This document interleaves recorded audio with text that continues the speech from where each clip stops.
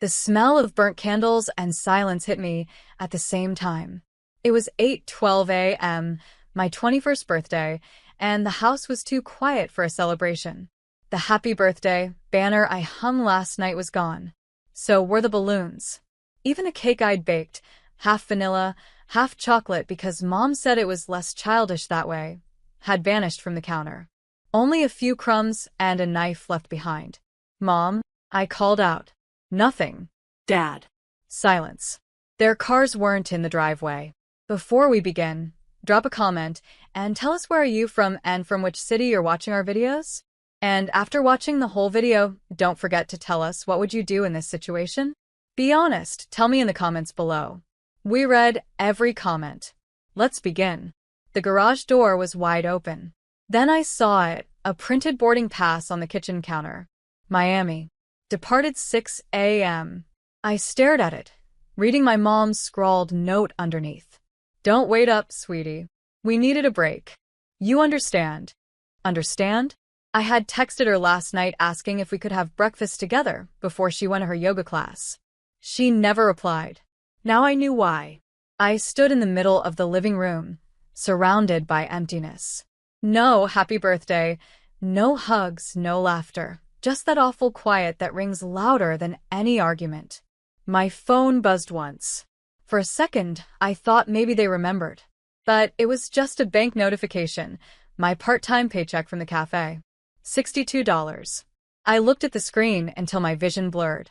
Then I laughed, short, hollow, and strange, because what else do you do when your own family decides your birthday isn't worth waking up for? I didn't post about it. I didn't call anyone. Instead, I opened my laptop. For years, I'd saved every digital design I'd ever made. The ones my dad called cute little doodles, the ones my sister said would never pay a single bill. I spent the next 4 hours setting up an online store. By noon, it was live. By evening, I had my first sale. It wasn't about the money. It was about control. About not waiting for people who could fly to Miami while pretending I didn't exist. That night, I turned off my phone, stood by the window, and whispered, 5 days. That's all you get. My reflection in the glass didn't look like a forgotten daughter anymore.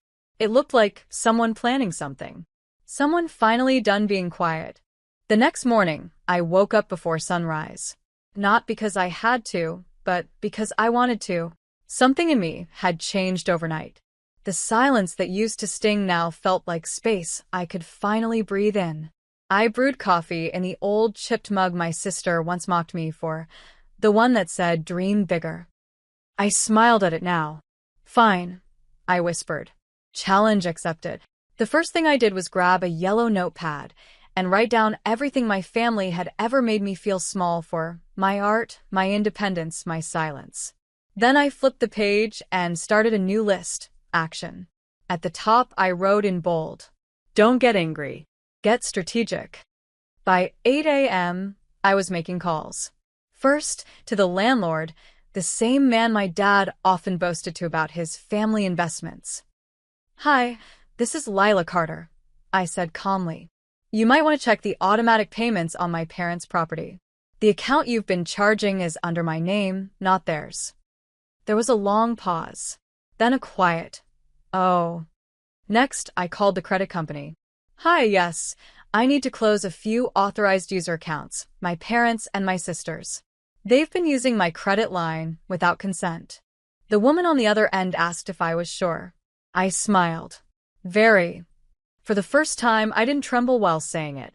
By noon, their safety net started unraveling. Quietly, neatly, without me ever raising my voice. Then came step 2, building mine. I walked downtown that afternoon, wind in my hair, determination in every step. There was a co-working studio I'd seen online, bright glass windows, modern desks, people hustling with coffee cups and headphones. I walked in, rented a small corner space, and set up my laptop. My online store from last night already had 10 new orders. 10. From strangers who saw value in something my own family mocked. Each, "You made a sale," notification that popped up on my screen felt like oxygen. I designed through the day, posters, prints, typography art, all carrying messages I needed to hear. You're not invisible. Silence is power. Don't chase people. Build things. It was cathartic, like therapy with color and shape instead of words.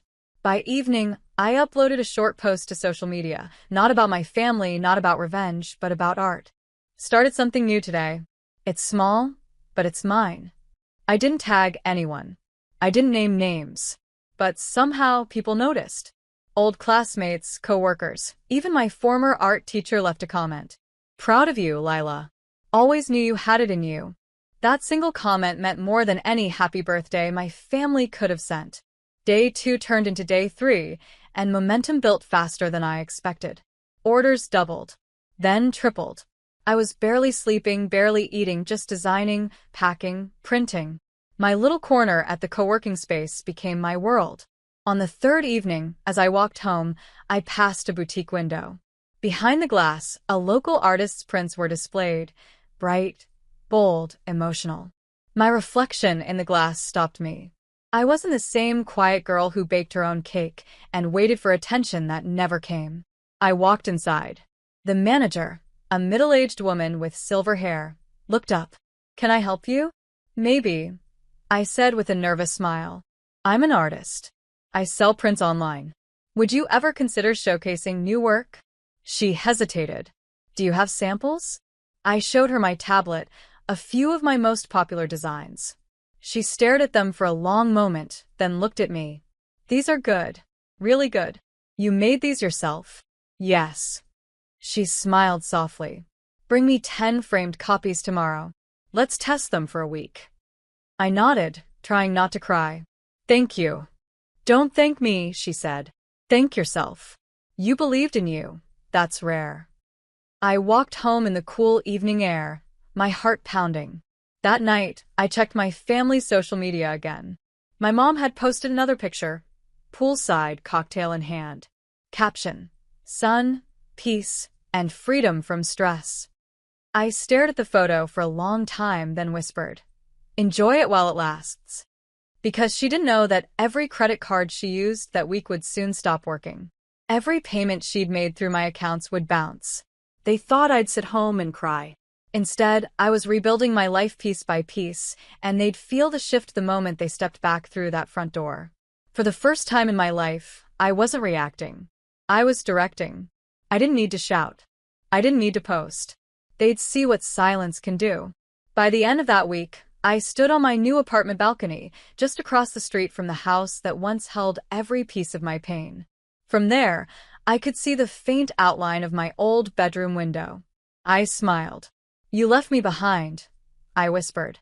So, I built something ahead. 5 days. That's all I'd given them. And when they came back, they wouldn't just find a missing daughter. They'd find a storm in heels, with paperwork, plans, and peace on her side. I wasn't their burden anymore.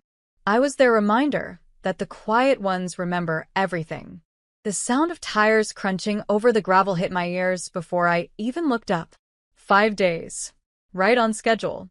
I stood by the tall window of my new apartment across the street, coffee in hand, watching their shiny black SUV pull into the driveway. The same one Dad had bragged about leasing because image matters. Mom stepped out first, dressed in a flowy floral jumpsuit that screamed Miami money. Her skin glowed. Her sunglasses reflected everything but guilt. Then came Dad, tapping his phone, already yelling about something business-related. My sister Chloe followed, dragging 2 massive pink suitcases behind her like she was stepping off a runway instead of into reality.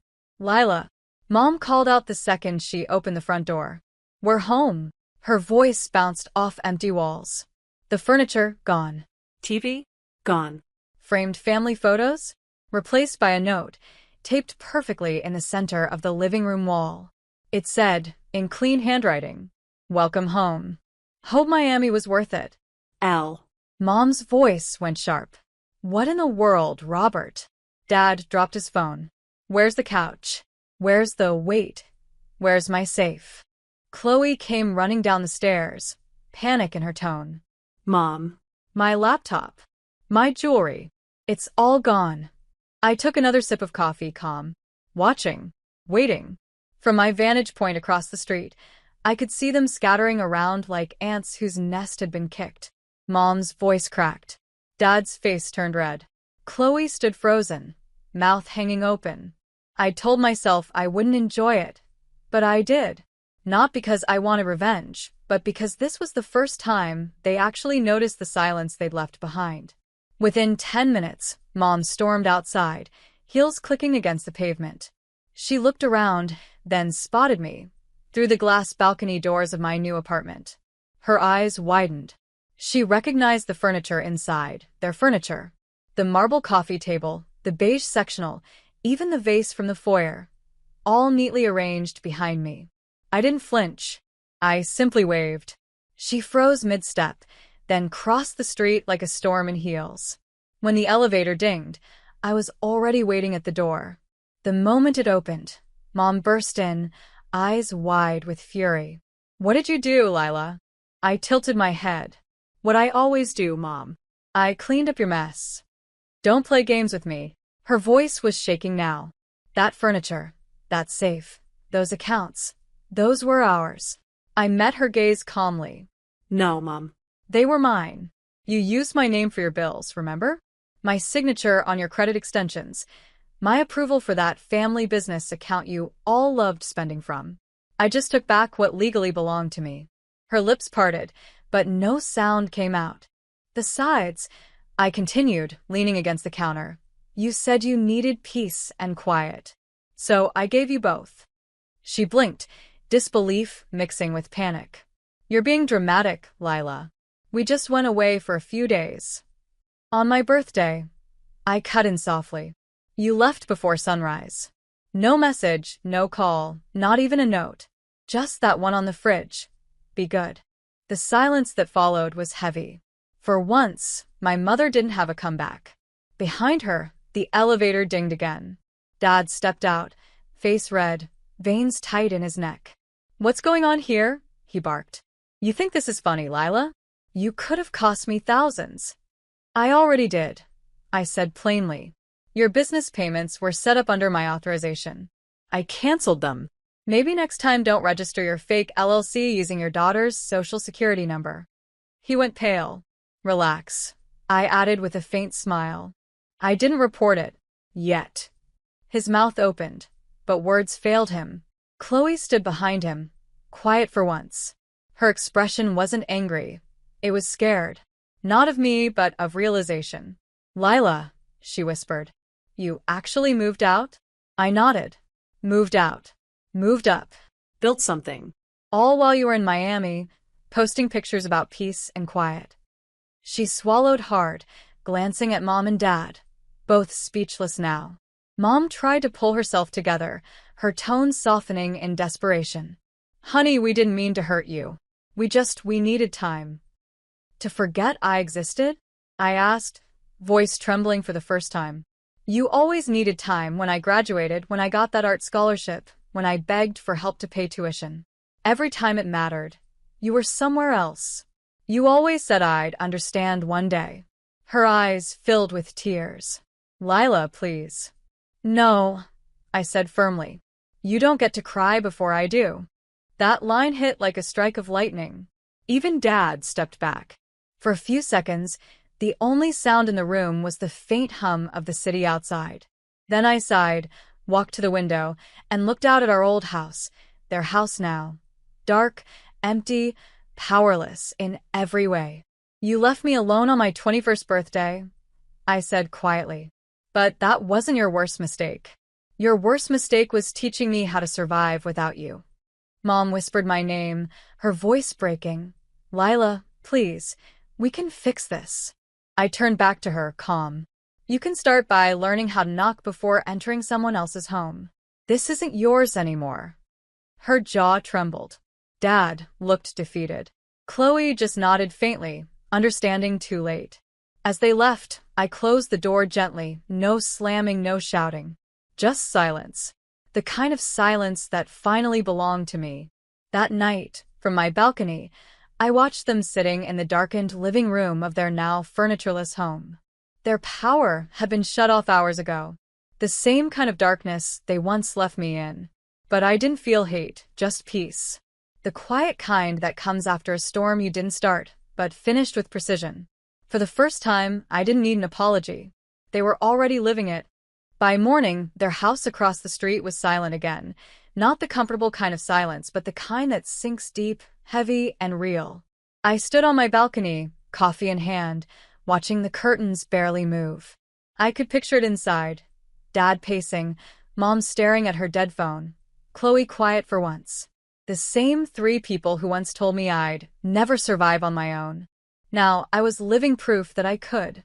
That afternoon, as I packed new orders for my store, my phone buzzed. A message from an unknown number. Lila, it's Mom. We're sorry. Can we talk? For a moment, I didn't know what to feel. Part of me wanted to delete it. The other part, the part that still remembered staying up every night waiting for their approval, couldn't. I typed slowly. Come to the cafe at 4. Just you. The small cafe downtown was warm and golden, filled with soft jazz and the smell of vanilla. I sat by the window, watching rain tap gently against the glass. When she walked in, she looked different. Not the perfect, unbothered woman from Miami photos, but someone carrying the weight of regret. She sat across from me quietly. Lila, she said softly, I don't even know where to start. Start with why, I said, my tone steady. She exhaled. Your father and I, we thought we were giving you space. You were always so independent, so quiet. I thought you didn't need us anymore. I stared at her. That's the thing, Mom. I never stopped needing family. I just stopped begging for it. Tears gathered in her eyes. I know. And I hate that you had to teach me that lesson this way. For the first time, she didn't sound defensive. Just human. I looked down at my coffee, then back at her. You didn't just forget my birthday. You forgot that I existed in your world. I had to build my own. She reached across the table slowly, hesitantly. And you built it beautifully. I saw your website. I saw your store. I didn't realize how talented you were. Her voice cracked when she said it, not out of pride, but guilt. I didn't cry. Not this time. I just said, I didn't do it to prove you wrong. I did it because I finally stopped waiting for someone to prove me right. She nodded, wiping her eyes. I want to make things right. Please come home. I smiled faintly. Home? Mom, that house stopped being home the moment you left without saying goodbye. But we can build something new, if you mean it. She nodded again, her tears falling freely this time. I do, honey. I mean it. For the first time in years, I reached forward and held her hand. Her grip was shaky, but it was real. That night, I stood on my balcony again. Across the street, their lights were back on. Not because I restored their power, but because I told them where the missing payments were, how to fix what they'd broken. It wasn't revenge anymore. It was release. I had my own apartment, my own business, my own peace. I'd found freedom not by hurting them, but by learning that silence doesn't mean weakness. It means control. The same house that once defined my loneliness now served as a reminder of what I'd overcome. I whispered into the night. I'm not the forgotten one anymore. The wind carried the words softly across the street, back to where it all started.